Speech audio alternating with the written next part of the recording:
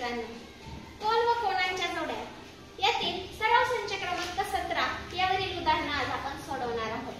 पहिलं उदाहरण आहे दिलेल्या कोनाच्या पूरक कोनांची मापे लिहा. मागच्या सराव संचामध्ये आपण कोटी कोनांची माप शोधली होती. त्याच पद्धतीने त्याच धर्तीवर आपण आज पूरक कोनांची मापे शोधणार आहोत. बघा मुलांनो, कोटी कोनाचं मापांची बेरीज म्हणजे त्या जोड्यांची बेरीज मागच्या वेळेस सांगितलं होतं त्याप्रमाणे 90 अंश असायचं. आता पूरक कोनांचं आलेलं आहे. पूरक कोन म्हणजे कोणते असतात? तर दोघांची बेरीज, त्या दोन्ही कोनांच्या मापांची बेरीज आता आपल्याला 180 अंश आली पाहिजे. हो की नाही? नियमच आहे, पूरक कोनांच्या मापांची बेरीज किती असते? 180 अंश. मग आपल्याला एक कोन दिलेला आहे 15 अंशाचा. दुसरा कोन आपण पूरक कोनाचं माप मानलेला आहे x अंश. दोघांची बेरीज किती आली पाहिजे? 180. मग आता x ची किंमत काढायची आहे. नेहमीप्रमाणे x जसाच्या तसा, 180 जशीच्या तसे, फक्त हे अधिक 15 इकडे गेल्यावर झाले -15. म्हणजे दोघांची वजाबाकी केली असता उत्तर आलं आपलं 165 अंश. म्हणजेच काय रे बाळांनो? तर बघा, 15 अंश मापाच्या पूरक कोनाचं माप आलं 165 अंश. बघा, दोघांची बेरीज केल्यावर ती 180 आली पाहिजे. चला पुढचं उदाहरण सोडवूया. पुढचं उदाहरण आहे 85 अंश. पूरक कोनाचं माप नेहमीप्रमाणे 85 अंश मापाच्या पूरक कोनाचं माप x मानलं. नियम मानला आपण की पूरक कोनांच्या मापांची बेरीज असते 180 अंश. म्हणजेच काय? 85 अंश आणि हा पूरक कोन x यांची बेरीज आली पाहिजे 180. नेहमीप्रमाणे x जशाच्या तसा ठेवूया, बरोबर चिन्ह जशाच्या तसं ठेवूया, 180 पण जशाच्या तसे. फक्त हे 85 अधिक होते, तिकडे गेल्यावर झाले वजा. दोघांची जर वजाबाकी केली तर वजाबाकी येते 95 अंश. म्हणजेच काय? 85 मापाच्या पूरक कोनाचं माप आलं 95 अंश. ठीक आहे, पुढचं उदाहरण बघूया आता. तिसऱ्या क्रमांकाचं उदाहरण आहे 120 अंश. आता पूरक कोनाचं माप आपण 120 च्या पूरक कोनाचं माप x मानलं. पूरक कोनाच्या मापांची बेरीज 180 अंश असते. नियम लिहिला. म्हणजेच काय? 180 120 अंश आणि x हे दोघे एकमेकांच्या पूरक कोनांच्या जोड्या आहेत. दोघांची बेरीज आली पाहिजे 180. x जसाच्या तसा, 180 जशीच्या तसे, अधिक 120 इकडे गेल्यावर झाले वजा. दोघांची वजाबाकी आली 60. याचाच अर्थ काय? की 120 अंश मापाच्या पूरक कोनाचं माप आलं 60 अंश. एकदम सोपं. पुढचं पाहूया आता. चौथ्या क्रमांकाचं उदाहरण आहे 37 अंश. 37 अंश पूरक कोनाच्या मापाचं माप x मानलं. दोन्हीची बेरीज 180 असते. हा नियम लिहिला. म्हणजे 37 आणि x हे दोघांची बेरीज आली पाहिजे 180, कारण ते पूरक कोन आहेत. मग हा 37 इकडे पाठवून देऊया. म्हणजे x ची किंमत मिळेल आपल्याला. वजा केल्यावर उत्तर येतं x बरोबर 143. म्हणजेच काय रे बाळांनो? याचा अर्थ असा, 37 अंश मापाच्या पूरक कोनाचं माप आलं 143 अंश. पुढचं उदाहरण घेऊया आता. पाचव्या क्रमांकाचं उदाहरण आहे 108 अंश. 108 अंश पूरक कोनाच्या मापाचं आपण x मानायचं. दोघांची बेरीज किती आली पाहिजे? 108 आणि x ची बेरीज आली पाहिजे 180. का? त्याचं कारण लिहिलं आपण. पूरक कोनाच्या मापांची बेरीज 180 अंश असते. ओके, आता आपल्याला x ची किंमत काढायची. हा 108 पाठवून द्या बरं पलीकडे. अधिक होता झाला वजा. दोघांची वजाबाकी आली 72 अंश. म्हणजेच काय? 108 अंश मापाच्या पूरक कोनाचं माप आलं 72 अंश. वजाबाकी करायची सिंपल, बाकी काहीच नाही. पुढचं उदाहरण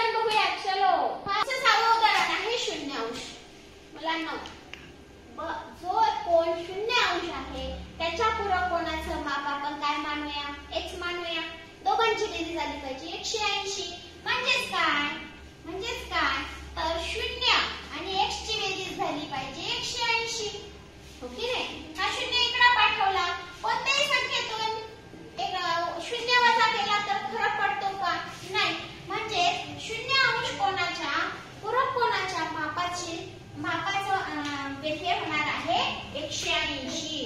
म्हणजे बघा मापाची जोडी काढताना इथं 0 आहे तर इथे 180 येतोय. इथं जर 180 आला तर इथं 0 येणार आहे. दोघांपैकी एक काय येणार आहे? 0. कारण दोन कोणांची बेरीज आपल्याला 180 पाहिजे. पूरक कोणाच्या मापाची बेरीज 180 असते. म्हणून शून्य मापाच्या कोणाचे पूरक कोणाला 180.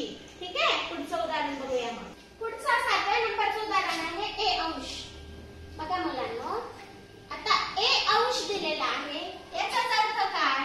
डायरेक्ट तुम्ही a आणि x ची जर बेरीज केली तर ती 180 येणार आहे. म्हणजेच काय? आपल्या जी जोडी आहे पूरक कोणाची ती काय येणार आहे? हा a इकडे पाठवल्यानंतर तो 180 न वजा होणार आहे.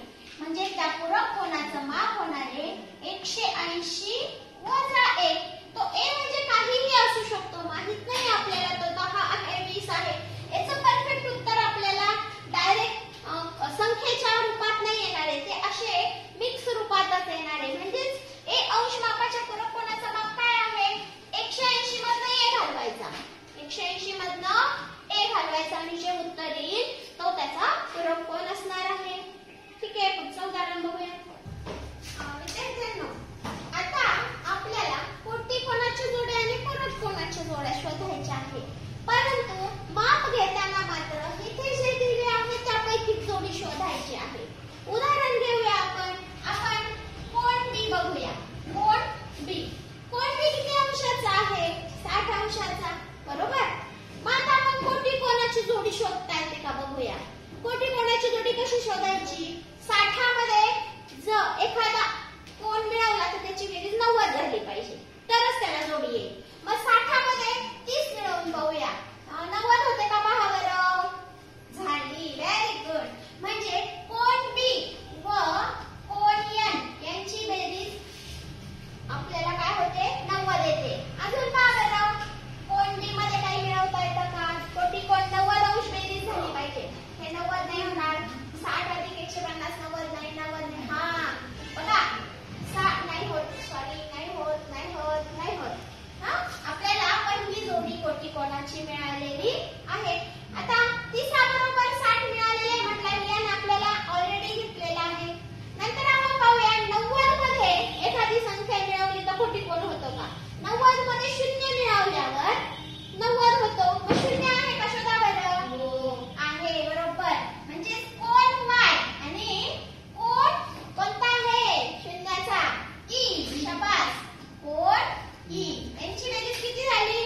0 आणि 90 ची बेरीज 90. म्हणजे ही कोटी कोणाची जोडी झाली. आता बघा बरं. हा 150 मोठा आहे 90 पेक्षा मोठा. त्याच्या कोटी कोण होणार नाही. पाहू आपण. कोण D म्हणजे 75. 75 मध्ये काही मिळवल्यावर होती का? बघा बरं. 75 आणि 15 90 होते की नाही? होते. म्हणजे कोण D आणि कोण F यांची सुद्धा जोडी कोटी कोणाची होत आहे. अजून होते का? नाही. आता आपण पूरक कोणाकडे वळूया. ही कोणत्या दोन कोणांची बेरीज 180 होते. कोटी कोणामध्ये 90 होत होती. आता पूरक कोणामध्ये किती पाहिजे आपल्याला? 180. बघूया. 60 मध्ये 30 90 होतात. 60 आणि 90 150 होतात. 60 आणि 150 210 होतात. 60 आणि 75 नाही होत. 60 आणि 15 पण नाही होत. 60 आणि 120 180 होतात बरं का. म्हणजे कोण B आणि कोण G यांची बेरीज जर केली तर 180 झाले मुलांना. पहा 60 अधिक 120 180 झाले. म्हणजे आपल्याला एक कोणाची जोडी सापडलेली आहे. आता आपण n बरोबर एखादी जोडी सापडली जाते का बघूया. n म्हणजे 30 आहे. 30 मध्ये 90 मिळवा 120 होतात. 30 मध्ये 150 मिळवा. हा 180 झाले. कोण n मध्ये जर आपण कोण J मिळवला तर त्यांची बेरीज 180 झाली. म्हणजे ते पूरक कोणाची जोडी झाली. अजून बघा. शोधा 120 नाही होते. म्हणजे आपल्याला इकडे कोटी कोणाच्या 3 जोड्या मिळाल्या आणि इकडे पूरक कोणाच्या 2 जोड्या मिळाल्या. त्यांची बेरीज इथे 180 होते आणि यांची बेरीज इकडे 90 होते. पुढच्या उदाहरणाकडे चलूया. बघा मुलांनो. प्रश्न 3 आहे.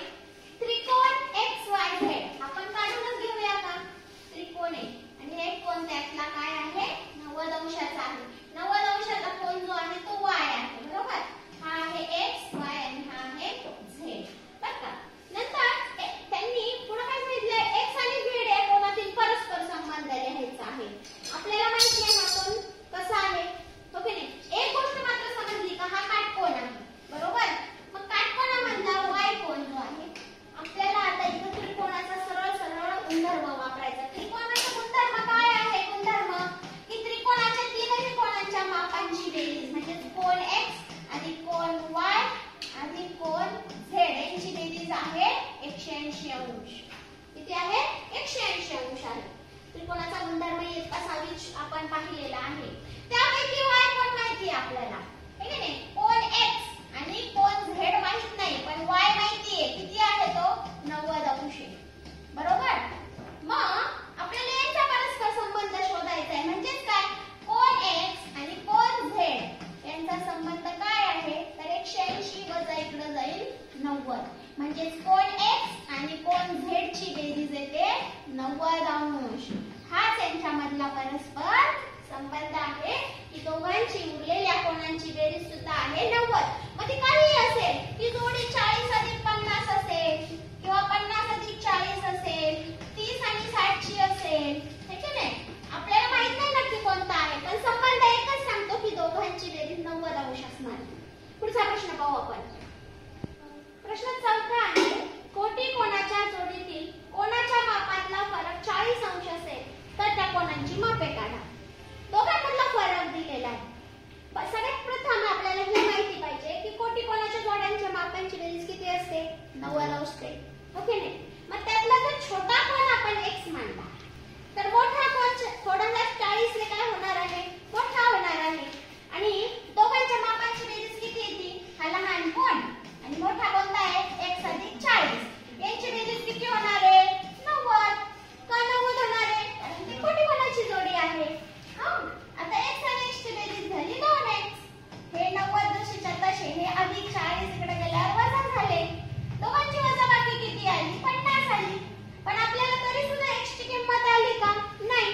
मग हे दोन गुणिले आहेत, इकडे गेल्यावर 50 ला ते भागिले होतील. मग आपल्याला x ची किंमत मिळेल 25. म्हणजे आपण x काय मानला होता? लहान कोण. मग लहान कोण किती झाला? लहान कोण झाला 25. आता मोठा कोण कसा काढायचा? आपण तो पण ठरवला की तो 40 ने मोठा आहे. म्हणजे नाही, 40 अंशाने मोठा आहे तो. म्हणजे 25 अधिक 40 तो झाला 65 अंशाचा. छोटा कोण झाला 25 चा आणि मोठा कोण झाला 65 चा. समजलं सर्वांना? मग वळूया पुढच्या उदाहरणाकडे. प्रश्न 5 आहे, चौकोन PTNM. PTNM हा आयत आहे. आयत आहे बरं का? या आकृतीतील पूरक कोणांच्या जोड्या लिहायच्या आहेत. पूरक कोणांच्या जोड्या म्हणजे दोन कोणांची बेरीज 180 झाली पाहिजे. आयताचा गुणधर्म मुलांना आठवा, आपण मागे शिकलेलो. काय सांगतो आयत? आयत म्हणतो की माझे सगळे कोण हे 90 अंशाचे असतात. किती अंशाचे असतात? 90. बघा हा कोण ना कोण सगळेच कोण 90 चे. आणि 90 मध्ये 90 मिळवल्यावर किती येणार आहे? 180. म्हणजे त्या जोड्या होणार आहे. मग पहिली जोडी आपण लिहूया, कोण P व कोण, बघा हा 90 आहे, मग कोण T हे एकमेकांना पूरक आहे. नंतर कोण P आणि नंतर M सुद्धा पूरक आहे, कारण दोघांची बेरीज काय झाली? 180 झाली. आणि कोण P व कोण M हे सुद्धा एकमेकांना पूरक आहेत. अजून काय शोधता येतील? फक्त P बरोबर सगळेच आहेत का 180? सगळे आहेत. पण मग T बरोबर नाही आहेत का? आहेत ना, T बरोबर पण आहे. मग आपण जर कोण T घेतला, T ची आणि यांची बेरीज पण किती झाली? 180 झाली ना. 90 90. T ची आणि M ची बेरीज पण 180 झाली. म्हणजे कोण T आणि कोण M हे सुद्धा पूरक आहेत. आता कोण T आणि P तर आपण इथे लिहिलेला आहे, तो डबल घ्यायचा नाही. आता N पाहूया मग आपण. कोण N आणि कोण M हे सुद्धा एकमेकांचे पूरक आहे. हा 90 आहे, हा 90 आहे. दोघांची बेरीज 180 झाली की नाही?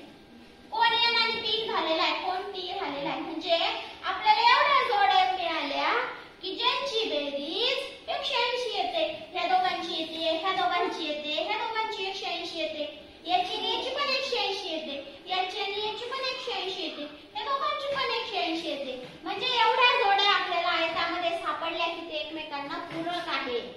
पुढचं उदाहरण सोडवूया आता. मग पुढचा प्रश्न आहे 6वा, जर मापकोन A चे 70 अंशाचा असेल तर A च्या कोटी कोणाच्या पूरक कोणाचे माप किती? पहा बरं, फसवा प्रश्न आहे की नाही? A चा पूरक कोण नाही विचारला, A चा कोटी कोण पण नाही विचारला.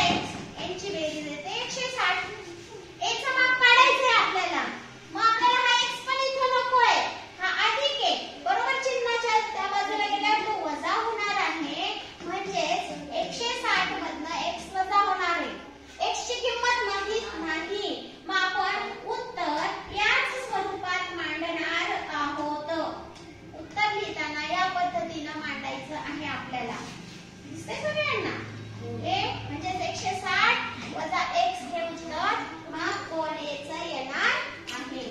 धन्यवाद मुलांनो, भेटूया पुढच्या व्हिडिओ मध्ये. बाय.